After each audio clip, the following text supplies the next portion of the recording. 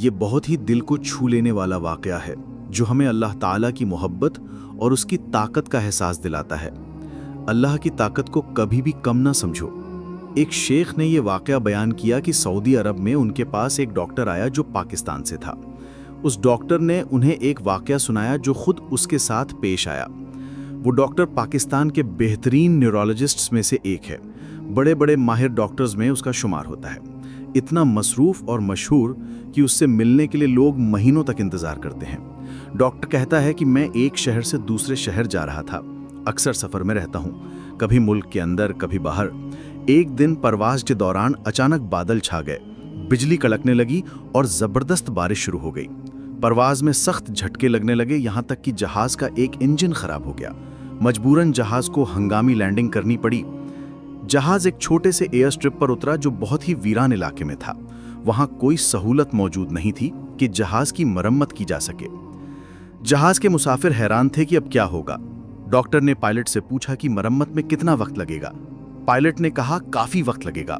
Doctor نے کہا مجھے تو فوراً وہاں پہنچنا ہے۔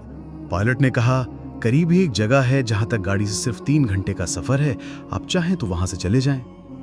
ڈاکٹر نے یہ بات مان لی اور وہ گاڑی میں روانہ ہو گیا۔ راستے میں پھر بادل چھا گئے، بجلی کڑکنے لگی اور بارش اتنی تیز ہو گئی کہ گاڑی کیچڑ میں پھنس گئی۔ اب آگے بڑھنا ناممکن تھا۔ جگہ کھلے کھیتوں کے بیچ تھی۔ کچھ دیر بعد انہیں قریب ہی ایک چھوٹا سا مکان نظر آیا۔ ڈاکٹر نے اپنے ساتھی ڈرائیور سے کہا کیوں نہ اس گھر میں جا کر پناہ لیں، نماز پڑھ لیں اور شاید کچھ کھانے پینے کو بھی مل جائے۔ انہوں نے اس گھر کے دروازے پہ دستک دی۔ اجنبی لوگ، اجنبی جگہ، جنگل بیابان کے بیچ۔ دروازہ بجایا تو ایک بوڑھی عورت نے آ کر کھولا۔ ان کے پاس ایک چھوٹا سا بیگ تھا اور باقی سامان۔ بوڑھی عورت سے بات کی کہ ہم فلاں جگہ سے آئے ہیں، نماز وغیرہ پڑھنے کے لیے کوئی جگہ چاہیے۔ اس نے کہا کوئی مسئلہ نہیں، اندر آ جائیے۔ اس کے پاس ایک چھوٹا سا مصلی تھا، کچھ سادہ سا گھر تھا اور ساتھ ایک بچہ بھی موجود تھا۔ وہ بار بار اس بچے کو دیکھ رہی تھی اور ساتھ ہی مصلی پر بیٹھی دعا اور نماز میں مشغول تھی۔ یہ لوگ بھی نماز پڑھ کر فارغ ہوئے اور جب جانے لگے تو انہوں نے اس بوڑھی عورت کا شکریہ ادا کیا اور پوچھا یہ بچہ کیسا ہے، کیا ہوا اسے؟ عورت نے کہا یہ بچہ یتیم ہے اور بیمار بھی۔ ہم نے ارد گرد کے سب ڈاکٹروں کو دکھایا مگر کوئی فائدہ نہیں ہوا، میں اس کی دادی ہوں۔ ڈاکٹروں نے کہا ہے کہ صرف ایک ماہر ڈاکٹر ہی اس بچے کا علاج کر سکتا ہے۔ ہم نے اپائنٹمنٹ لینے کی کوشش کی لیکن 6 ماہ بعد کا وقت دیا گیا اور جگہ بھی بہت دور ہے۔ اس دن سے میں اللہ سے دعا مانگ رہی ہوں کہ آسانی ہو جائے۔ اس نے پوچھا اس ڈاکٹر کا نام کیا ہے؟ عورت نے کہا ڈاکٹر فلاں فلاں۔ یہ سنتے ہی وہ ڈاکٹر رونے لگا۔ اس نے کہا میں ہی وہ ڈاکٹر ہوں، اللہ نے تمہاری دعا سن لی۔ دیکھو کس طرح بارش، بجلی، انجن کا خراب ہونا، لینڈنگ، پھر راستے میں بارش اور رکاوٹیں، یہ سب صرف اس لیے ہوئے تاکہ میں تمہارے گھر کے دروازے تک پہنچ سکوں۔ وہ خود کہتا ہے یہ واقعہ میرے ساتھ پیش آیا اور مجھے سمجھ آیا کہ اللہ کے لشکر بے شمار ہیں، اللہ جسے چاہے استعمال کرے تاکہ جو چاہے پورا کر دے۔ سوچو جس ڈاکٹر کا وقت لینا لگ بھگ ناممکن تھا، اللہ نے اسے خود دروازے تک پہنچا دیا۔ نماز پڑھنے کے بہانے اس عورت کے گھر داخل کیا اور یوں بچے کا علاج ممکن بنا دیا۔ اس میں ہمارے لیے سبق یہ ہے کہ ہم سب کی ضرورتیں صرف اللہ کے سامنے ہیں، بس اس سے مانگتے رہو، یقین کے ساتھ دعا کرتے رہو، جب نصیب میں ہوگا تو ضرور ملے گا، اللہ کی رحمت اور قدرت کے ذریعے۔ اب یہ جانتے ہیں کہ دعا کیسے مانگنی ہے، آئیے سمجھاتا ہوں۔ لوگ کہتے ہیں کہ ہماری دعا قبول نہیں ہوتی۔ نمبر 1، اللہ کی تعریف بیان کریں۔ نمبر 2، اللہ سے معافی طلب کریں۔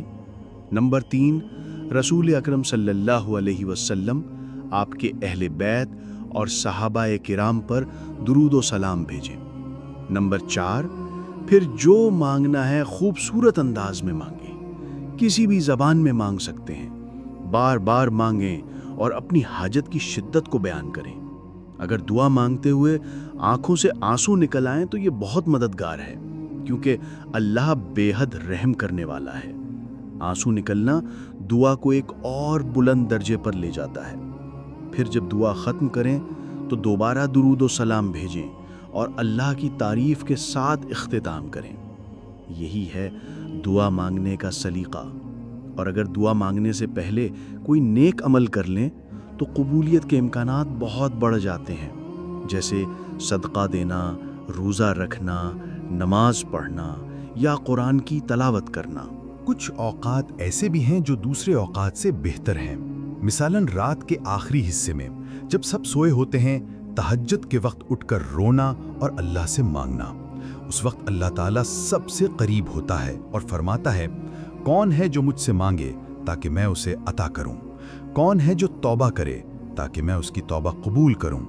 कौन है जो बख्शिश मांगे ताकि मैं उसे मुआफ़ करूं?